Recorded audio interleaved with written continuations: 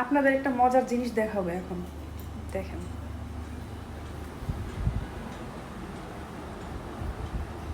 এই যে দেখেন, কি দেখতে পাচ্ছেন? এই যে এটা একটা কবিতর, ঠিক আছে? এই কবিতরটা কয়েকদিন থেকে আমার বাসায় আসতেছে যাইতেছে। ও কি করে জানেন? ও 3 বেলা খাইতে আসে। সকালে একবার আসবে 8টা থেকে 9টার দিকে, মানুষ যেভাবে নাস্তা করে, ও সকাল 8টা থেকে 9টার সময় একবার আসবে।